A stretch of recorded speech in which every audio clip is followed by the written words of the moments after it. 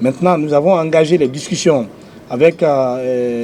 les syndicats de l'éducation autour du paiement des arriérés de ces anciens contractuels, mais également autour de l'exigence faisant de leur recrutement à la fonction publique une obligation par l'État. Et comme nous ne voulons pas ouvrir des négociations dans une autre négociation,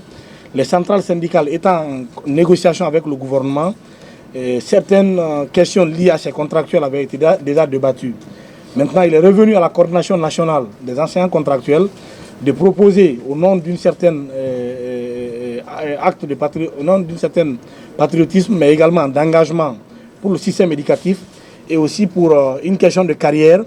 de minimiser la question liée au paiement de leur arriérés de salaire, mais d'amener le gouvernement à accepter leur engagement à la fonction publique. Comme déjà, depuis 2017, les gouvernements successifs se sont engagés à prendre en compte ces anciens contractuels au niveau de la fonction publique, mais par faute d'inexistence à l'époque de loi portant statut des fonctionnaires des collectivités locales, cette question n'avait pas vu jour. Mais aujourd'hui, le gouvernement dispose de tous les instruments juridiques, à savoir la loi portant statut des fonctionnaires des collectivités locales, mais également tous les textes de loi, les arrêtés d'application et les décrets d'application qui ont été signés par le chef de l'État pour rendre opérationnelle la fonction publique des collectivités. Donc, ce soir, nous nous sommes entendus que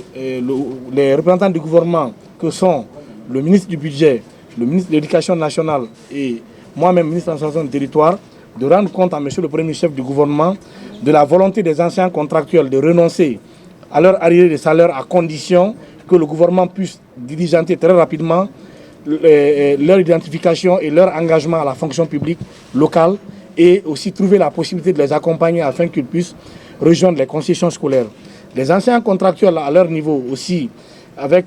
les différents syndicats de l'éducation, ils vont se retrouver pour matérialiser leur engagement sur le papier afin que le jeudi, à l'issue du Conseil des ministres, où M. le Premier ministre présentera la position du gouvernement, pour qu'on puisse se retrouver pour signer un protocole final visant à envoyer tous les anciens contractuels dans les concessions scolaires et entamer le processus de leur biométrie, identification et engagement avec matricule à la fonction publique des collectivités.